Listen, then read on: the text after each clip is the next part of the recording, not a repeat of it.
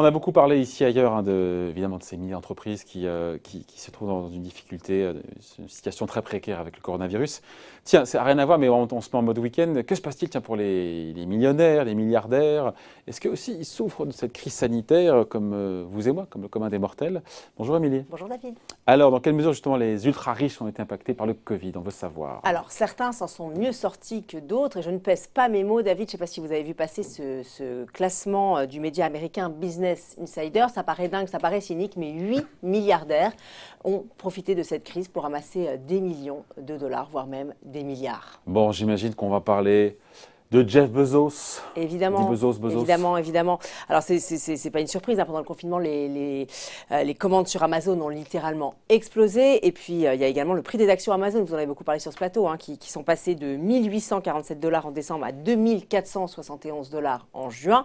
Du coup, depuis janvier, Jeff Bezos, il a tenez-vous bien, gagné 31 milliards de dollars. Donc, pendant la pandémie, c'est une hausse de ses revenus de plus de 27%. Mais qu'est-ce qu'on aurait fait, Émilie, sans Amazon? Je ne veux pas dire.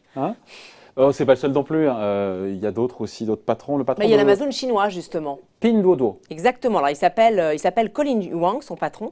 Lui aussi, bien sûr, a profité de la crise. Alors, il a engrangé 14 milliards de dollars, soit une hausse de 71% de ses revenus. Vous avez également Elon Musk, le patron de Tesla, qui lui a gagné 12,8 milliards de dollars pendant la pandémie, soit une hausse de 46% de sa fortune.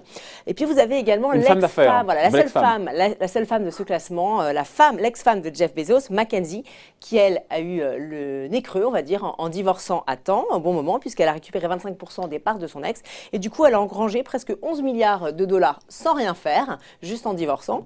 Vous avez également Mark Zuckerberg, le patron de Facebook, qui a gagné 9,7 milliards de dollars, ou encore Eric Yuan, le patron de Zoom, qui a énormément profité de la pandémie, comme on le sait, et qui, lui, a gagné 5 milliards de dollars. Alors, je ne vais pas tous vous les citer, toutes ces sommes donnent le tournis. Ce qui est sûr, c'est que la crise a été pour eux une véritable aubaine. Bon, là, on parle essentiellement des patrons les plus emblématiques, les plus connus, les plus riches aussi. Voilà, de la planète, avec des boîtes qui ont bénéficié effectivement du confinement, Facebook, Google et autres, ou Zoom. Qu'en est-il pour les autres? Est-ce qu'ils s'en sortent aussi bien? Alors, hormis cette poignée de milliardaires dont on vient de parler, les riches ont eux aussi été touchés par la pandémie. Alors, on ne va pas pleurer, ils continuent à être assis sur un tas d'or, mais quand même, ils ont été plus touchés par cette crise que par la crise des subprimes. C'est ce que nous révèle une étude du Boston Consulting Group. À cause du Covid, le patrimoine des plus riches devrait diminuer prochainement de 16 000 milliards de dollars. Pour qu'on réalise, qu'on se rende compte effectivement de ce chiffre, Émilie, si on se replace dans le contexte des subprimes de l'époque. Alors en 2008, ils avaient perdu combien là, vos super riches? Alors j'y viens. En 2008, année de la chute de Lehman Brothers, les plus fortunés avaient perdu seulement 10 000 milliards de dollars, et surtout, ils s'étaient très vite rattrapés, et pas qu'un peu, David, puisqu'entre 2009 et 2019, leur patrimoine financier a grimpé 2 fois plus vite que celui du reste de la population, et en 2019, ce patrimoine, il a même gonflé de quasiment 10%. Ouais, sauf qu'après, il y a le Covid. Voilà, ça a un peu mis un arrêt brutal, un ralentissement brutal, mais même si j'insiste, on ne va pas pleurer dans les chaumières. En fait, ce qu'on constate, c'est que les plus fortunés sont directement impactés parce qu'ils sont plus exposés au marché actions et donc à leur volatilité. Selon le Boston Consulting Group, leur situation sera plus ou moins impactée finalement en fonction du scénario de reprise. Alors, si c'est un scénario noir qui se concrétise, donc avec une reprise plus lente, la progression annuelle de leur patrimoine pourrait tomber à 1,4% jusqu'en 2024, donc vous voyez, c'est très précis.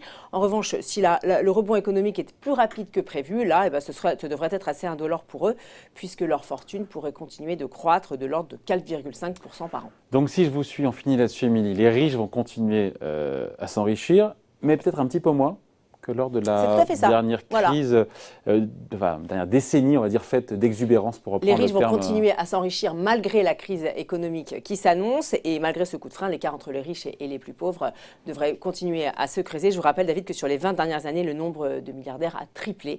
Il est passé de 8 à 24 millions. Le nombre de milliardaires, lui, a été quasiment multiplié par 10 en 25 ans. Donc si on fait le calcul, ça fait 2095 milliardaires dans le monde qui détiennent 8 000 milliards de dollars, et donc qui détiennent plus de la moitié de la richesse mondiale. Voilà, les milliardaires qui ne connaissent pas la crise. Étude de Boston Consulting Group, évidemment, à retrouver pour celles et ceux qui veulent rentrer un peu dans le détail. Merci beaucoup, Émilie. Bon week-end. Bye.